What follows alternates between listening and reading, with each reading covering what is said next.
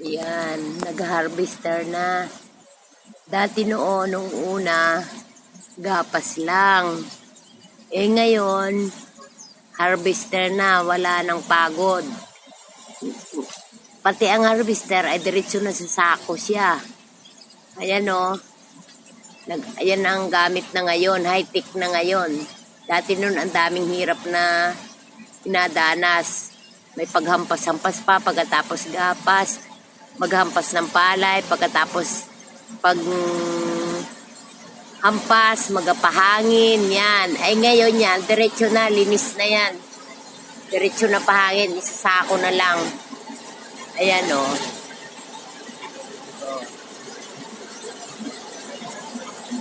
Yan. Yan. Yan. Yan. Yan o. Yan ang harvester ngayon. Dito. Galing, di ba? Yan. Yan ang ano ng pag-aani ngayon. Nakasako na. Tapos ilalaglag na lang nila yon.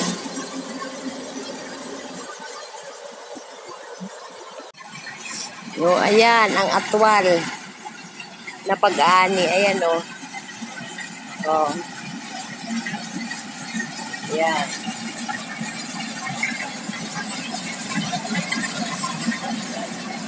Bay kayo!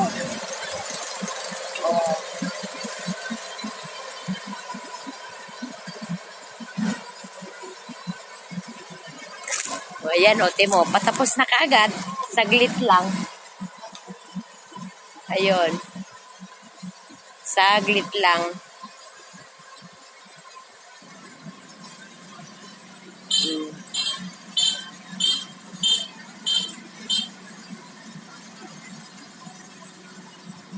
Tingnan mo kung gaano kaalwan. Ayun yung kanilang mga timbo na sako. Ayun o. Yan. Galaw mo yan kung gaano kadali. Maya tapos na ito o. Nung alwan na. Nagbaon yung sinilas ko sa...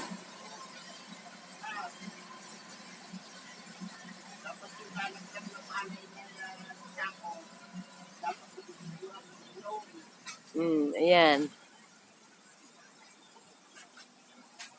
Yun, galaglag naman sila ng ano. Nga pala si ano. Si Lovely.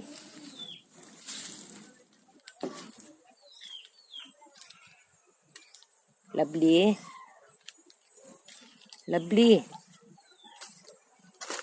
Ayan. Sobrang laki na ni Lovely, oh.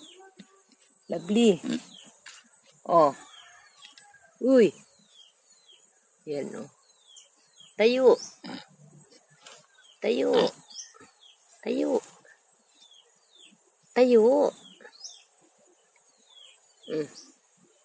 Diyan siya nilagay at para hindi siya mainitan.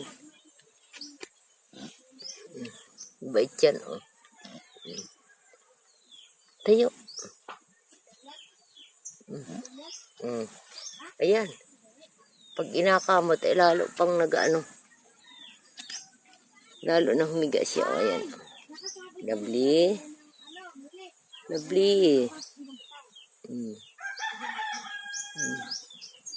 Dito siya. Dahil kanlong. Ayan, oh, sobrang laki na. Baka ito'y nasa mga 60 kilos na. Ayan, oh. Ang taba.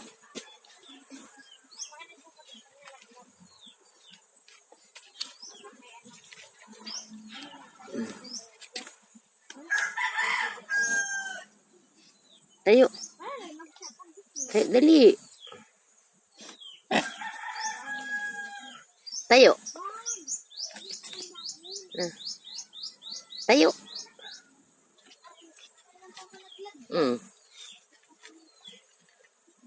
Bait naman yan. Tumayo na rin nga ay. Yan siya.